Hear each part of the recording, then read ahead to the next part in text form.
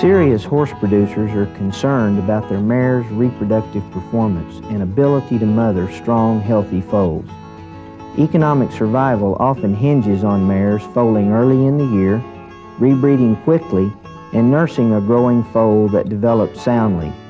While efforts to achieve these goals in a herd of broodmares depend upon many things, nutritional well-being is one important part of an effective broodmare operation. Nutrient requirements for broodmares differ for other classes of horses that have different age and different function. Not only are there differences in the amount of feed needed to sustain the mare, there are also fairly dramatic differences in the nutrient concentration needed in the feed to meet the requirements for mares that are in different stages of pregnancy or lactation. Therefore, the broodmare fits into a class of her own. The observant broodmare owner is accustomed to monitoring body condition of mares on a regular basis. Today, research results offer valuable management information that can allow owners to more adequately determine the condition of mares and to use that body condition in making feeding and management decisions about mares, regardless of whether they are in early pregnancy or currently nursing a foal. Research at Texas A&M resulted in the development of a body condition score system where mares are given a numerical score from 1 to 9 based on apparent condition or amount of fat cover. Many mares are in thin condition and receive a lower body condition score, such as this mare that has a very noticeable protrusion of the ribs. The backbone is sticking up, very little filling in of fat around the tail head, and no noticeable fat cover along the neck or in the flank area. A mare in this body condition would be scored a 2 or a 2.5 on the scale of 1 to 9. Many mares are considered to be in moderate body condition, which means that the ribs cannot be seen from a distance, but they can be easily palpated with the hand. The backbone in most of these mares is level, and while there is some filling in around the tail head, it's not entirely noticeable. A mare in this body condition score would be a body condition score of 5. The condition score of 5 is important because this is moderate body condition and is considered the middle of the road, or in some cases the threshold in terms of body condition scoring mares. As we move up the body condition score system, those mares that are carrying noticeable fleshiness and mares that are fat have significant covering over the ribs, such that upon palpation the ribs feel very spongy. There is a crease down the back of the mare so that you could actually roll an egg down the top of the mare's back. Significant buildup of fat along the neck in the flank areas, and sponginess and filling in around the tail head area. A mare such as this would be in a condition score of 7.5 or 8. Horsemen should use this scoring system as a basic management tool for determining whether or not mares are in optimum condition for breeding. Research has demonstrated that mares with condition scores of less than 5 do not perform as well reproductively as do mares with scores greater than 5. Mares that contain a body condition score above 5 will normally cycle earlier in the year.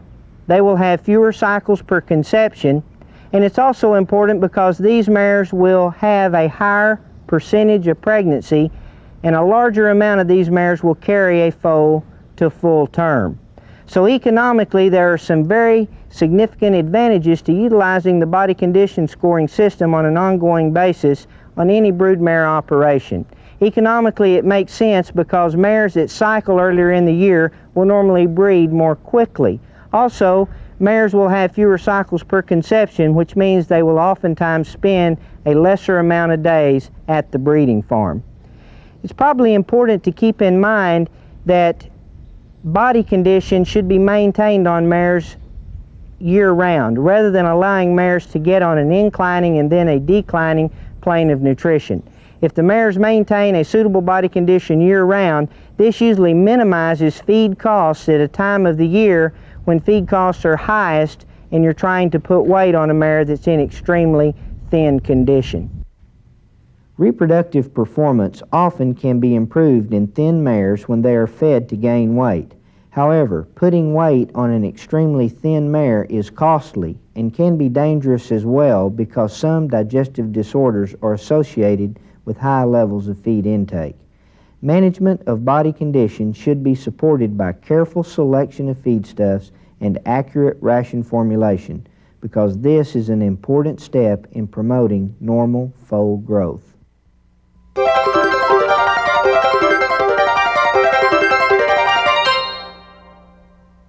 In most cases, broodmares require a certain amount of high-quality long-stem roughage on a daily basis.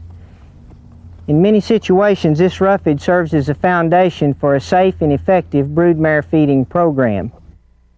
Roughage plays an important role in minimizing digestive problems such as colic or founder and discourages undesirable vices such as cribbing and tail chewing. Good roughage serves as a major source of nutrients for the mare. Some types of grazing and hay can be potential health hazards for broodmares. Certain hybrid sorghum Sudan grasses have been reported to cause cystitis syndrome or prussic acid poisoning, which can cause death. Pre-grazing growth of these forages must be monitored closely, and horses must be removed from grazing for several days when weather changes occur. Therefore, alternative roughage sources should be available if at all possible. Fescue can be a good roughage for horses in general, but it is harmful to mares if it contains endophyte fungus. Problems such as the total absence of milk production and early foal death have been associated with fescue fungus. Fescue can be tested to determine whether or not it contains fungus, and endophyte-free seed is available for reseeding. To be on the safe side, pregnant mares should be removed from questionable fescue at least 90 days prior to foaling. Horsemen who feed alfalfa hay as roughage should beware of the potential for blister beetle poisoning. Blister beetles contain the compound cantharidin, which is extremely toxic to all horses. Alfalfa from early, first cuttings is less likely to contain beetles than hay that is put up in the midsummer months. Hay that is not crimped or conditioned may be less likely to contain blister beetles, but there are no guarantees. Horsemen should take time to visit with hay producers, consider the harvest date and method of cutting, and check alfalfa hay regularly for the presence of blister beetles. Hay selected on the basis of leafiness, cleanliness, aroma, and color will provide a safe and effective foundation for the broodmare feeding program. A high leaf-to-stem ratio, combined with cleanliness and a fresh smell, indicate quality from a nutrient standpoint. Hay that contains foreign material and is excessively weedy should be avoided, as should hay that looks or smells even the least bit moldy. If round bales are used, care must be taken to maintain hay quality. It is often necessary to remove the weathered outer layer of a round bale, allowing mares to reach the higher quality hay farther inside. There can be considerable wastage as mares forage from large round bales in the pasture or dry lot. A thumb rule for daily roughage intake for those mares that are kept in confinement, such as in dry lot conditions, is roughage provided at least 1% of body weight daily. Once the mare's roughage requirements are met, then supplemental energy, protein, minerals, and vitamins can be provided in a concentrate mix to meet the remainder of the mare's nutrient requirements.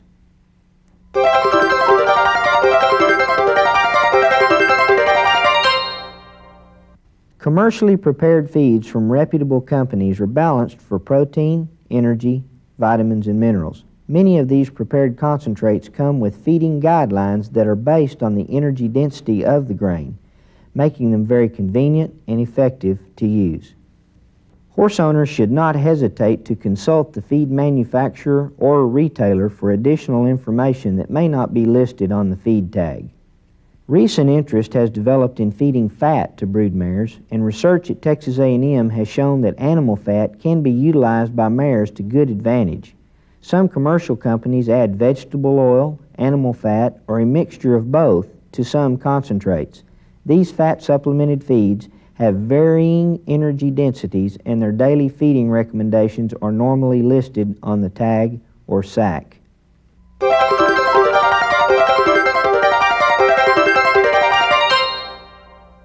A bred mare that is not nursing a foal and in the first 8 months of gestation has nutrient requirements very similar to those of any other mature idle horse.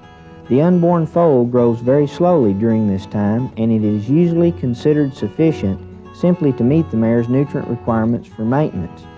Broodmare owners may want to take advantage of available grassland grazing to maintain mares during this early to mid-gestation time. Mares allowed free choice grazing will consume as much as 3% of their body weight in long roughage daily, which will normally meet their needs for protein, energy, calcium, and phosphorus. Poor quality pasture will not be adequate, however, and will lower the body condition of mares.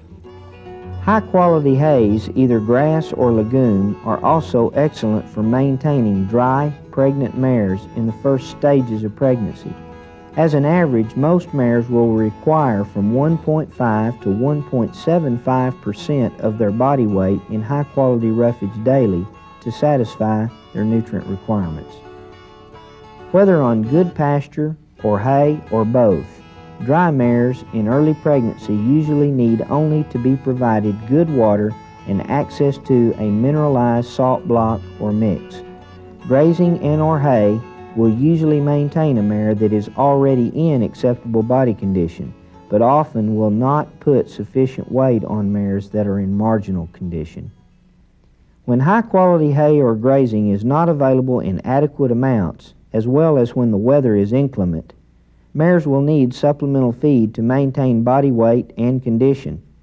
Individual mares respond differently, but in most cases a concentrate with at least 10% crude protein, fed at 0.5 to 0.75% of body weight daily, will serve to keep mares in good shape.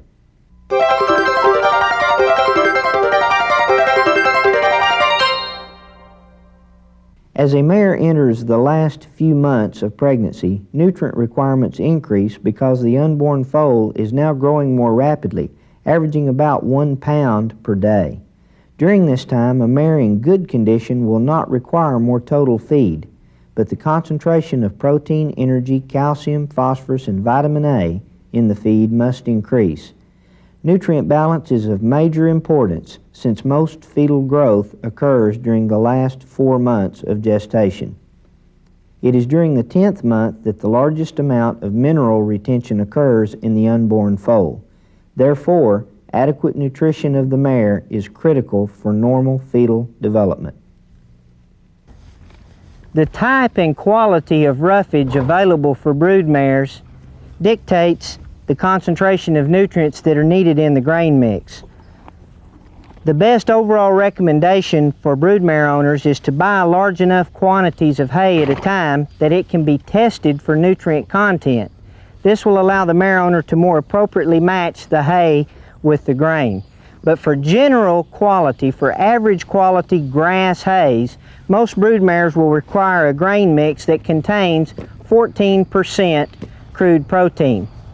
In late gestation, the mare should receive about 1.5 to 2% of her body weight in total feed daily.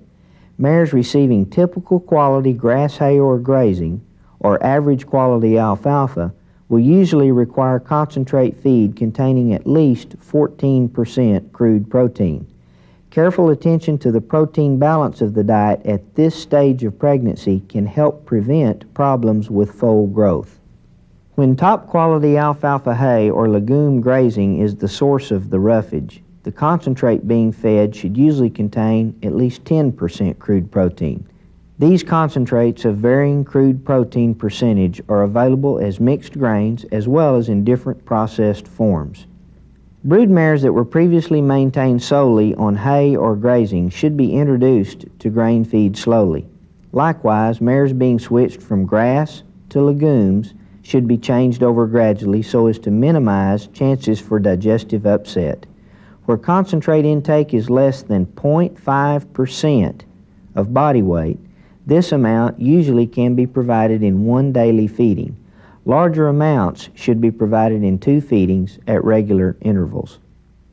As mentioned previously, fats or oils can be incorporated into the concentrate to increase the energy content of the grain feed rather significantly.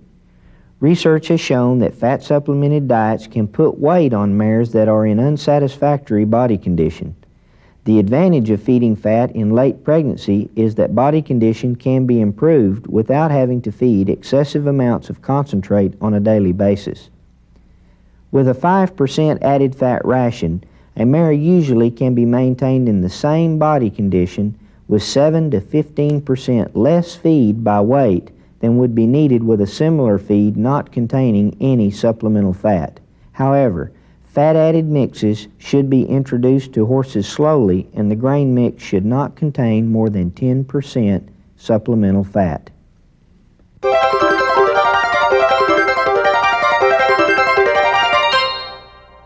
At foaling, a mare's daily nutrient requirements increase significantly. The lactating mare requires more protein, energy, minerals, and vitamins in a larger amount of feed in order to recover from foaling stress, to produce milk, and to rebreed. Research has shown that mares produce an average of 24 pounds of milk daily during a 5-month lactation. This represents 450 gallons or 1 3/4 tons of milk over a 150-day period. High-producing mares give as much as 32 pounds of milk daily, while even the lowest milkers often produce 21 pounds of milk each day. Underfeeding of mares during early lactation will surely lower milk production and cause weight loss. While certain mares may lose weight during peak milk production, this does not normally pose a problem if the mare is in fleshy to fat condition. However, early lactation weight loss in mares that foal in thin condition will often lengthen rebreeding time, lower conception rates, and threaten the subsequent pregnancy. A lactating mare usually requires somewhere between 2 and 3% of her body weight in total feed daily. That's hay and grain combined. A fat-supplemented feed can increase the fat content of the milk, which may help nursing foals grow. Fat-supplemented diets can be helpful in maintaining mares that are hard keepers and prone to significant weight loss during lactation. Regardless of the concentrate being fed, the increase in daily feed intake compared to that needed during pregnancy should be made gradually in order to prevent founder. Allow 1 week to 10 days for mares to adjust to intake changes. Providing the total daily feed in 2 equal feedings allows mares to safely consume the amounts needed during lactation.